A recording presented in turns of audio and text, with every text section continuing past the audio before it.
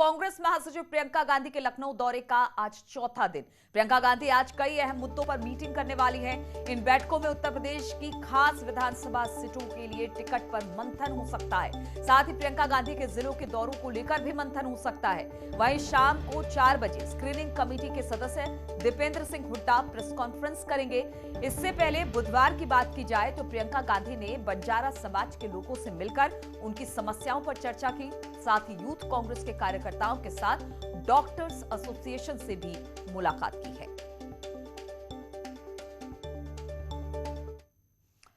और कांग्रेस की राष्ट्रीय सचिव इमरान मसूद के एक बयान ने कांग्रेस की टेंशन बढ़ा दी है। मसूद का कहना है कि समाजवादी पार्टी की एकमात्र दल है जो बीजेपी को हरा सकती है।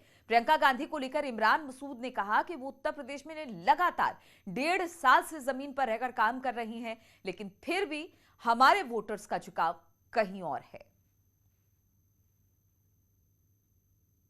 शेयर आप पिछले चुनाव का उठाइए, चाहे बाई इलेक्शंस का उठाइए, समाजवादी पार्टी का वोट शेयरिंग सबसे ज़्यादा है।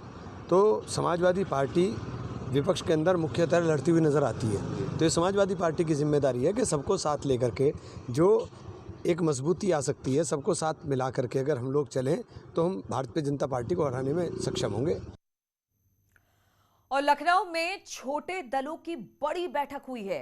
पीएसपी के अध्यक्ष शिवपाल यादव के आवास पर यह बैठक हुई, जिसमें एसबीएसपी अध्यक्ष ओम प्रकाश राजभर, एआईएमआईएम चीफ असुद्दीन ओवैसी और भीम आर्मी के अध्यक्ष चंद्रशेखर भी मौजूद रहे।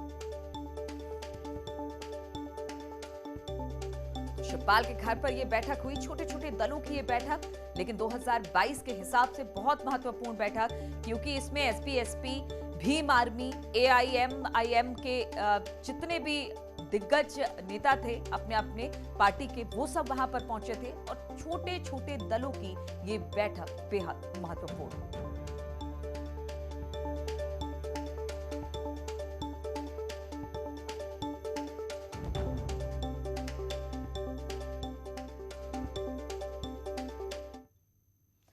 और मिशन 2022 को पूरा करने के लिए बीजेपी अपनी रणनीति को हर एंगल से मजबूत करना चाहती है। उत्तर प्रदेश विधानसभा चुनाव में टिकटों के बंटवारे को लेकर फॉर्मूला तय हो चुका है।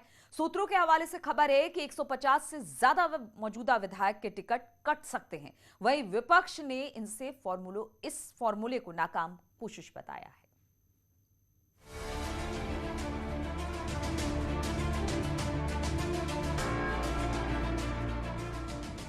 सीएम योगी के नेतृत्व में होने वाले यूपी चुनाव के लिए बीजेपी ने टिकट वितरण का फॉर्मूला तय कर लिया है। सूत्रों के हवाले से खबर है कि पार्टी 2022 चुनाव में 150 से ज्यादा मौजूदा विधायकों के टिकट काट सकती है। 2022 के चुनाव को देखते हुए सियासी गुड़ागड़ित साधने में जुटे बीजेपी आलकमान ने टिकटों के बंटवारे को लेकर के भी नया फॉर्मूला तय कर दिया है। नए फॉर्मूले के मुताबिक वर्तमान में 150 से ज्यादा मंत्री और विधायकों के टिकट कटने तय माने जा रही हैं। इस फॉर्मूले में 2017 में जीते और हारे दोनों उम्मीदवार शामिल होंगे। बीजेपी के फॉर्मूले के मुताबिक उन मौजूदा विधायकों के टिकट कट सकते हैं जो 4 साल तक सरकार और संगठन में निष्क्रिय रहे, 4.5 साल तक अनगढ़ बयानबाजी करते रहे और जो 70 साल से ऊपर की उम्र पार कर चुके हैं। साथ ही उनके टिकट भी कट सकते हैं जो गंभीर बीमारी से जूझ रहे हैं। हालांकि टिकट फॉर्मूले की बात पर बीजेपी के नेता बीजेपी पार्लियामेंट्री बोर्ड का फैसला बता रहे हैं। देखिए, भारतीय जनता पार्टी कार्यकर्ता आधारित पार्टी है और हमारे यहाँ टिकट का फैसला पार्लियामेंट्री बोर्ड करता है और चुनाव आने से पहले चुनाव समिति और पार्लियामेंट्री बोर्ड बैठती है, विचार करती है, फिर फैसला लेती है। वहीं बीजेपी की मिशन 2022 की रणनीति को विपक्षी दल नाकाम कोशिश बता रहा है। हम कहते हैं वो 150 उम्मीदवार बदल दें या 300 या 350 या 400 उम्मीदवार बदल दें, कुछ भी कर ले भारतीय जनता पार्टी, सर के बल खड़ी हो जाए, उल्टी खड़ी हो जाए भारतीय जनता पार्टी, तो भी उत्तर प्रदेश की जनता ने तो तय कर ही लिया है कि भारतीय जनता पार्टी को सत्ता इस बार नहीं देनी है, क्योंकि ये झूठे वादे करती है, जुमले करती है और जनता के साथ धोखा करती है। भारतीय जनता पार्टी दरअसल भ्रम फैलाने वाली पार्टी है। उसे यह ठीक से पता हो चुका है कि अगर मौजूदा चेहरों पर वह चुनाव लड़ेगी तो जितने बहुमत से वह सरकार में आई है उससे ज्यादा बहुमत के साथ वो सरकार से चली जाएगी। पार्टी का मानना है कि जिन विधायकों से स्थानीय जनता, कार्यकर्ता, संगठन पदाधिकारी नाराज हैं, उनकी जगह नए चेहरों को मौका देने से फायदा होगा। साथ ही जिन विधायकों पर समय समय पर अलग अलग तरह के आरोप लगते रहे हैं, उन विधायकों को भी टिकट देने से पार्टी परहेज करेगी। इस आधार पर ये माना जा रहा है कि 150 से 200 ऐसे नाम हैं जिनको लेकर पार्टी मंथन कर रही है और सूत्र ये बता रहे हैं कि इनके टिकट भी काटे जा सकते हैं। नाम कैसे न्यूज 18 लखनऊ।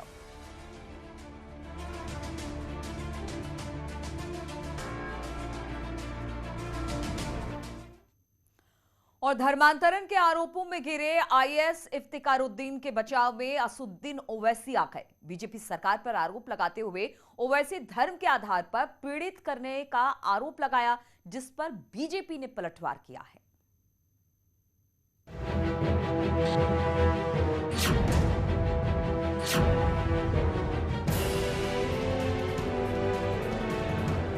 – 2022 जैसे जैसे नजदीक आ रहा है, सियासी दलों का वार पलटवार तेज होने लगा है।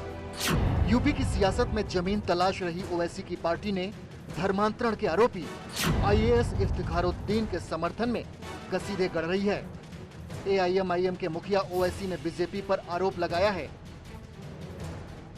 यूपी सरकार ने सीनियर आईएएस इफ्तिखारुद्दीन साहब के एक 6 साल पुराने वीडियो की जांच के लिए एसआईटी बनाई है। ये उस वक्त का वीडियो है जब मौजूदा सरकार सत्ता में थी भी नहीं। ये खुलेआम धर्म के आधार पर परेशान करना है। ओवैसी के आरोपों पर बीजेपी ने कहा है कि इस पूरे मामले में सरकार ने एसआईटी की टीम गठित कर दी है। रिपोर्ट आने के बाद ही कार्रवाई की जाएगी। ओवैसी पर हमला करते हुए यूपी सरकार में मंत्री सिद्धार्थनाथ सिंह ने कहा कि बिना रिपोर्ट देखे राजनीति करने की कोशिश न करें। ओवैसी साहब तो पढ़े लिखे हैं, वकील हैं, मेरे ख्याल से पेशे से भी। उनको बताना चाहिए कौन से संविधान में लिखा है। भारतीय संविधान में लिखा है कि धर्मांतरण किया जा सकता है, कहीं किया जा सकता है तो हम टारगेट कर रहे हैं क्योंकि वो मुस्लिम है, मगर क्योंकि संविधान इसकी इजाज़त नहीं देता तो वो धर्मांतरण करें। क्योंकि मुस्लिम है तो आप सांप्रदायिकता का सांप्रदायिक होने का एक कार्ड खेल दोगे। ये कम्युनल कहाँ से आ जाता है? जो चीज़ संविधान अलाउ नहीं करती। तो ओवैसी साहब को थोड़ा सा इन चीज़ों पे जब अपना बयान देते हैं तो सोच समझ के देना चाहिए। दरअसल आईएएस इफ्तिखारुद्दीन के वायरल वीडियो के मामले में एसआईटी की जांच तेज हो गई है। खबर ये भी आ रही है कि ऐसे कई और वीडियो हैं जिसमें आईएएस के पर्दाफाश होने की उम्मीद है। Bureau report, news 18। और सीएम योगी प्रदेश में काम को लेकर लगातार एक्शन में है। रोज कई जिलों को सौगात से नवाज रहे हैं, लेकिन सवाल है कि क्या विकास पथ से 2022 में वापसी होगी? क्योंकि एसपी का दावा है कि इस बार योगी सरकार की वापसी नहीं होगी।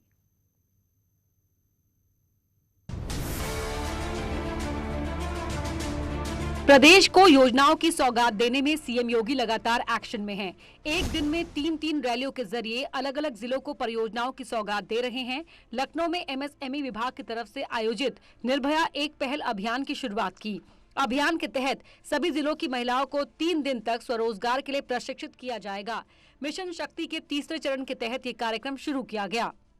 नारी शक्ति के लिए आप सभी बहनों के स्पेशल 3 दिवसीय ट्रेनिंग के कार्यक्रम को यहां पर आज आयोजित किया है, जिसमें 75,000 बहनें, हर जिले की 1,000 उनके स्पेशल ट्रेनिंग के कार्यक्रम को आज यहां पर आयोजित किया जा रहा है और यह कार्यक्रम हर एक जनपद में प्रारंभ होगा। इसके बाद सीएम योगी बाराबंकी पहुंचे, जहां करीब 500 करोड़ की परियोजनाओं का लोकार्पण और शिलान्यास किया। सीएम योगी ने विपक्ष पर वार करते हुए कहा कि अब राज्य में माफिया और बदमाशों के लिए जगह नहीं है। अपराधी कोई भी होगा, अपराधी कोई भी होगा, उसकी जाति, उसका मत, उसका मजहब, उसका क्षेत्र, उसकी भाषा नहीं पूछी जाएगी। अगर उसने अपराध किया है तो कानून के दायरे में लाकर उसको सख्त से सख्त सजा दिलाने का कार्य सरकार करेगी। इन 2 सौगातों के बाद सीएम योगी सीतापुर पहुंचे, जहां जिले को 452 करोड़ की योजनाओं का तोहफा दिया। वहीं समाजवादी पार्टी के मुखिया अखिलेश यादव ने प्रदेश में कानून व्यवस्था और रोजगार को लेकर सरकार पर निशाना साधा। मुख्यमंत्री खुद साधु संत हैं, योगी हैं।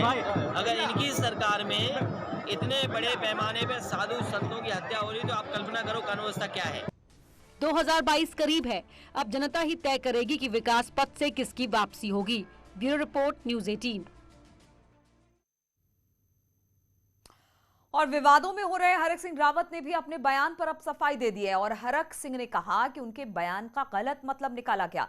हरक सिंह ने कहा कि बेवकूफों और नालायकों से मतलब उनका सभी से है, जिसमें वो खुद और प्रदेश की जनता भी शामिल है। हरक सिंह ने कहा जिस उम्मीद से राज्य बनाया गया था वो पूरा नहीं हुआ, इसलिए उन्होंने कहा कि हम सब नालायक हैं। मैंने सारे उत्तराखंड के लोगों के लिए कहा, आप भी शामिल हैं उसमें? हाँ, 1,25,00,000 लोगों के लिए हमने कहा कि ये जिस तरह उत्तराखंड आंदोलन के समय जो हमने कहा था आज दो अभी दो उत्तराखंड राज्य दो पौधा झंगोरा खाएंगे उत्तराखंड राज्य बनाएंगे, आज 20-21 सालों में राज्य जो उत्तराखंड मैं बहुत ईमानदारी के साथ कह रहा हूँ कि हम उत्तराखंड के उन शहीदों के उस सपने को इन 21 सालों में उस रूप में पूरा नहीं कर पाया। और हरक सिंह की बात करें तो उनके तेवर भी लगातार तीखे बने हुए हैं और बीजेपी की मुश्किलें बढ़ाने वाले बयान दे रहे हैं। कैबिनेट मंत्री हरक सिंह रावत के नालायक वाले बयान पर बीजेपी के प्रदेश प्रभारी दुष्यंत गौतम का बयान सामने आया। उन्होंने कहा कि हरक सिंह बीजेपी परिवार के शरारती बालक है। पार्टी को नुकसान के सवाल पर गौतम ने कहा कि पार्टी बड़ा परिवार है, इस तरह के बयान से पार्टी तो नहीं लेकिन व्यक्ति का खुद का नुकसान होता है।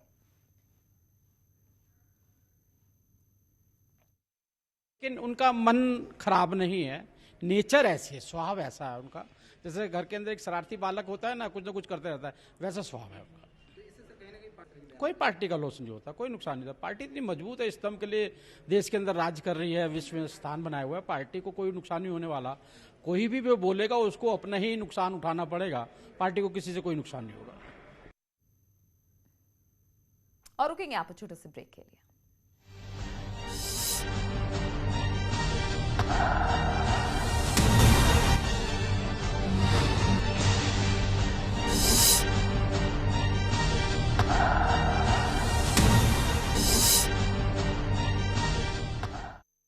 पूजा के बाद ट्रेलर से उतारे गए कुछ। पीलीभीत में 1 अक्टूबर से शुरू होने वाले धान खरीद को लेकर डीएम ने इंतजामों का लिया जायजा, खरीद सेंटर्स की साफ सफाई के निर्देश दिए। पीलीभीत में पूरनपुर नगर के कंचन दास इंटर कॉलेज में निबंध प्रतियोगिता का किया गया आयोजन। प्रतियोगिता में 12वीं कक्षा के छात्र छात्राओं ने हिस्सा लिया।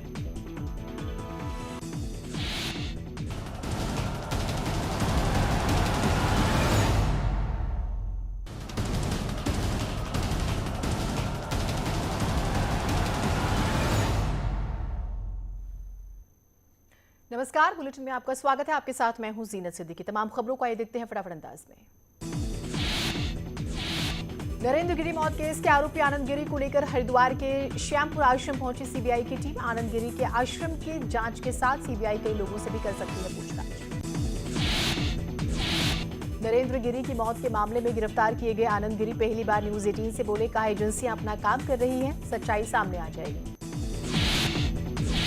नरेंद्र गिरी के उत्तराधिकारी बालवीर गिरी ने आज संगम में पहुंचकर किया स्नान। बालवीर गिरी स्ट्रीमर से पहुंचे थे संगम। नरेंद्र गिरी के पोछड़ी से पहले संगम में पहुंचकर बलवीर ने किया स्नान। बालवीर गिरी के स्ट्रीमर से संगम के सैर का वीडियो वायरल।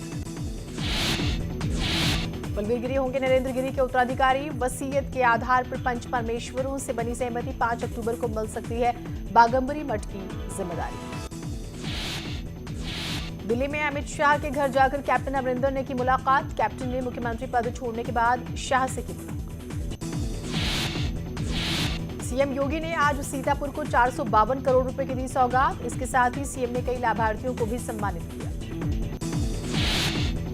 बाराबंकी दौरे पर पहुंचे सीएम योगी ने नवजात बच्चों को अन्नप्राशन भी कराया।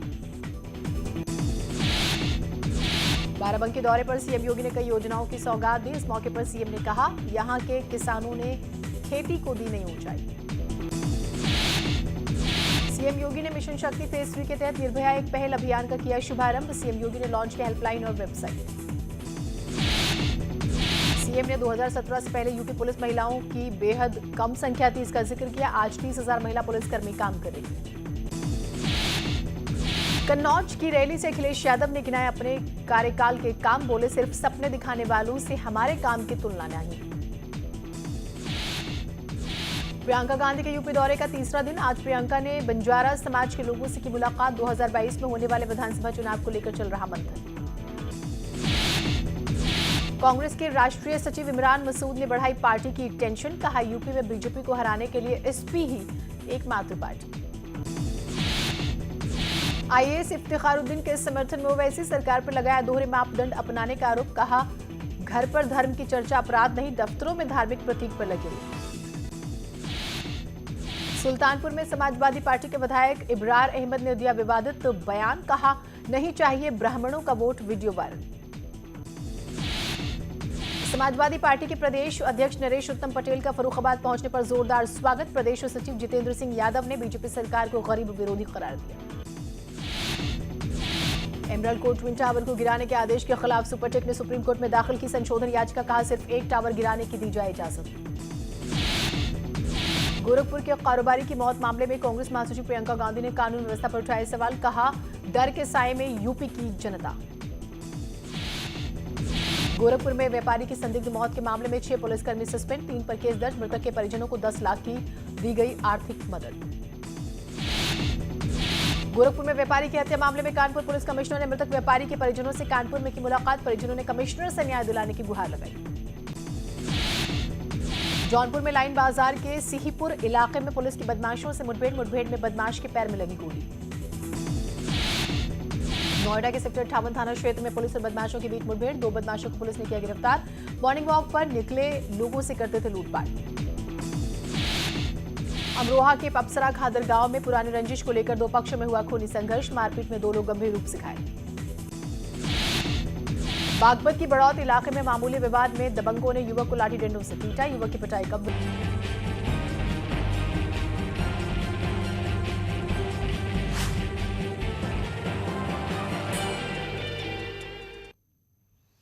और नैनीताल में आम आदमी पार्टी की रोजगार गारंटी यात्रा के दौरान बीजेपी समर्थक महिला के हंगामे के बाद अब इस पर सियासत भी शुरू हो गई है। आम आदमी पार्टी ने इसे बीजेपी और कांग्रेस की साजिश करार दिया, वहीं बीजेपी और कांग्रेस ने आम आदमी पार्टी को इस मामले में माहिर बताया है। हंगामा बीजेपी और कांग्रेस की तरफ से और ये साजिश पूरी दिखाई थी।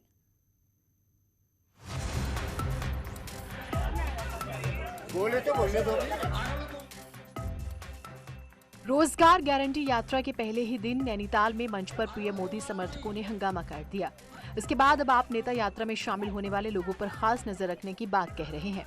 यात्रा को अभी अल्मोड़ा, सोमेश्वर, कपकोट और बागेश्वर से गुजरना है। ऐसे में वहां के आप नेता प्रशासन से अराजक तत्वों पर निगरानी की मांग कर चुके हैं।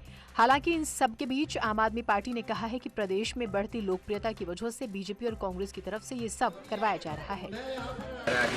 देखिए, जिस तरीके से आम आदमी पार्टी की लोकप्रियता इस प्रदेश में दिनों दिन बढ़ती जा रही है, उससे विपक्षी दल पूरी तरह बौखला गए हैं और ये सारा भारतीय जनता पार्टी और कांग्रेस के प्लांटेड लोग हैं जो कि रैलियों को जानबूझ के खराब करने का प्रयास करते हैं।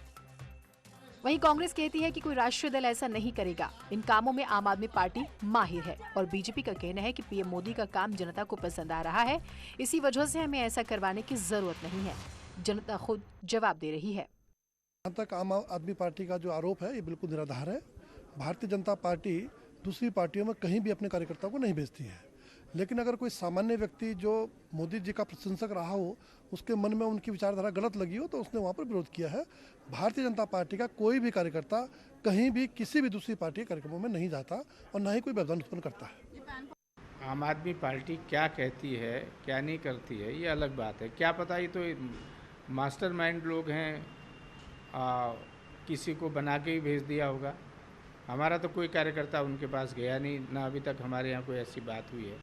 बहरहाल रोजगार गारंटी यात्रा आपकी अभी चल रही है और यात्रा में लोगों का हंगामा पार्टी नेताओं की बेचैनी भी बढ़ाने के लिए काफी है, लेकिन अब इसे लेकर सियासत भी शुरू हो गई है। अल्मोड़ा से किशन जोशी और देहरादून से भारती सकलानी के साथ ब्यूरो रिपोर्ट, न्यूज़ 18 नेटवर्क।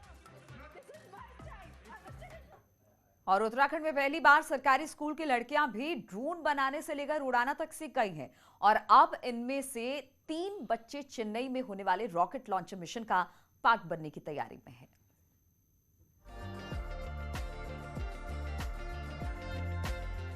प्रदेश में पहली बार सरकारी स्कूल की 130 लड़कियां ड्रोन और सैटेलाइट लॉन्च मिशन का हिस्सा बनी हैं।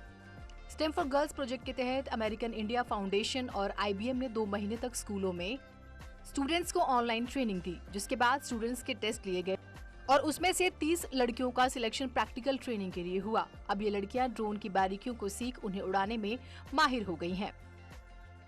पिको सैटेलाइट के बारे में पता चला तो उसमें हमने देखा कि वो सैटेलाइट कैसे रूम का टेम्परेचर नापती है, ह्यूमिडिटी नापती है। और कल हमने ड्रोन बनाना सीखा, ड्रोन कैसे चलता है, वो किस किस काम में यूज़ आता है, ये सब सीखा हमने कल। को कैसे डिज़ाइन किया जाता है वो भी हमने फ्यूजन 360 में किया। उसके बाद हमने उसे ANSYS सॉफ्टवेयर में एनालाइज किया। फिर हमने पिको सैटेलाइट के बारे में जाना कि उसमें कौन कौन से सेंसर्स यूज़ होते हैं, क्या क्या यूज़ होता है उसे बनाने के लिए। अब इनमें से 3 लड़कियों का सिलेक्शन अगले साल चेन्नई में होने जा रहे मिशन रॉकेट लॉन्चर में होना है। इसको लेकर टीचर और स्टूडेंट्स दोनों ही तैयारी में लगे हुए हैं।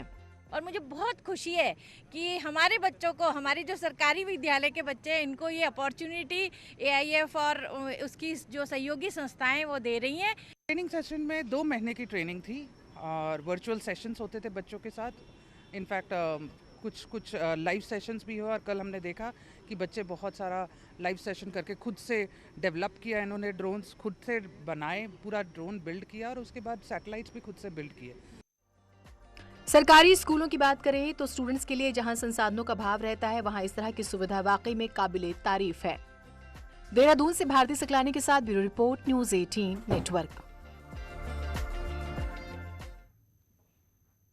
तो इसी के साथ यहाँ पर छोटे से ब्रेक के लिए रुकेंगे, लेकिन ब्रेक के बाद भी लगातार खबरों का सिलसिला यहाँ जारी है।